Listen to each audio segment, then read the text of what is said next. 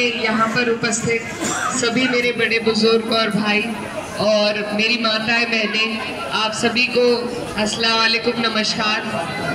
आज आप जानते हैं हम किस मकसद से आपके बीच में आए।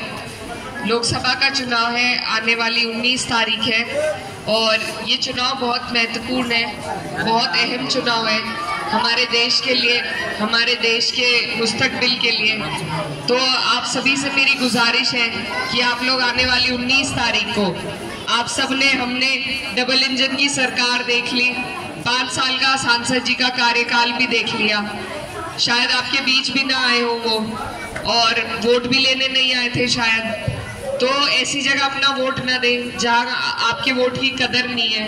कदर इतनी कम है कि कोई मांगने भी नहीं आ रहा। वोट एक बहुत बड़ी ताकत है, ये आपकी हिस्सेदारी है सरकार में।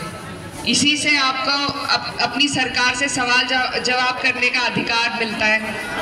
आप वोट आज सही जगह देंगे तो आपके कार्य सही होंगे। आप वोट इधर उधर ऐसे लोगों को दे देंगे जिन्हें जरूरत भी नहीं है, जो कदर भी नहीं कर रहे, तो वो आपका काम भी नहीं करेंगे। ये क्षेत्र मेरे पिताजी का भी क्षेत्र रहा है, वो यहाँ से विधायक रहे 2 बार और सांसद भी रहे, और जिस तरीके से वो पूरे अपने लोगों को एक परिवार की तरह लेकर चलते थे, तो मेरा भी यही प्रयास है कि बिना किसी भेदभाव के, बिना किसी जाति धर्म के, मैं आप सबको अपना परिवार मान के आपकी सेवा करना चाहती हूँ। तो इसीलिए आपके बीच आई हूँ, इसीलिए आपके बीच आई हूँ आपका आशीर्वाद लेने के लिए। ये मौका है, 5 साल के बाद आया है हमारे पास वोट डालने का। पूरे 5 साल परेशान होकर जब हम बैठे रहते थे धरनों पर भी गन्ने की पेमेंट के लिए, तो सब यही कहते थे कि भाई 5 साल जब टाइम आएगा तब बताएंगे। आज ये टाइम आपके हाथ में है, इस टाइम का सही इस्तेमाल करना आपकी और हमारी जिम्मेदारी है।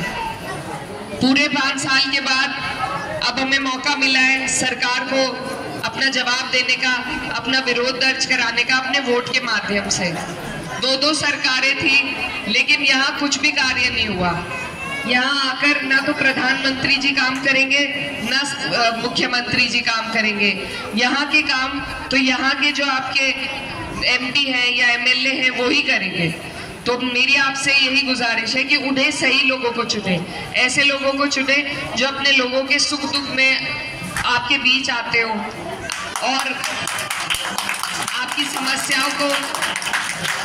समस्या और परेशानियों को सुनकर जो उनका निस्तारण करा सके, और अगर निस्तारण भी ना हो तो कम से कम संसद तक हमारी आवाज को पहुंचा सके।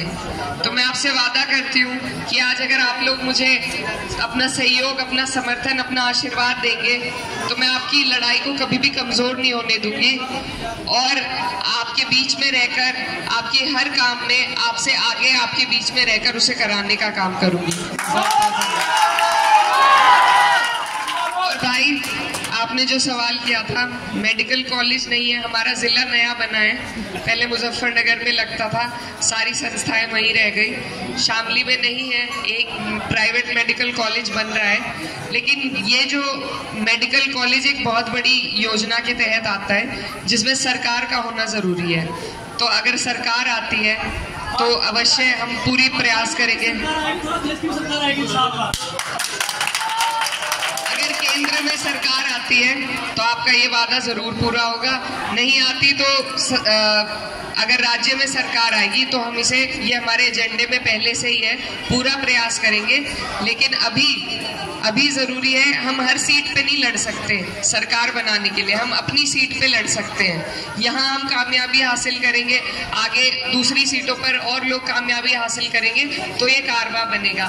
तो अभी आप सबसे मेरी गुजारिश है कि आप लोग बढ़ चढ़कर अपनी सीट को जिताने का काम करें। और एक बात और कहना चाहती हूँ कि अगर हमारी जीत का रास्ता कहीं से आसान होगा तो वो वोट परसेंटेज बढ़ाने से होगा। तो आप लोगों से मेरी गुजारिश है कि ज्यादा से ज्यादा वोट परसेंटेज पे ध्यान दें, अपने बूथ पे वोट परसेंटेज। वोट परसेंटेज बढ़ाने पे ध्यान दें, अपने बूथ पे, अपनी गली पे, अपने मोहल्ले पे, अपने गांव की एक एक वोट निकलवा कर उसे डलवाने का काम करें। और यहाँ ईद पर जो लोग हमारे बाहर काम करते हैं वो मेरे ख्याल से ईद पर वापस आएंगे, तो एक और काम आप सबको करना है कि जो लोग ईद पर अपने घर वापस आए उन्हें कम से कम एक हफ्ते के लिए रोक के रखें, ताकि वो ईद के साथ साथ अपने लोकतंत्र के त्योहार को भी अपने वोट के अधिकार का इस्तेमाल कर ही जाए। तो इस बात पर भी आप लोगों को ध्यान देना है कि जो लोग बाहर से आ रहे हैं वो वोट डालकर ही वापस जाए। तो इसी के साथ अपनी बात खत्म करती हूँ। बहुत बहुत शुक्रिया। अस्सलाम वालेकुम। नमस्कार।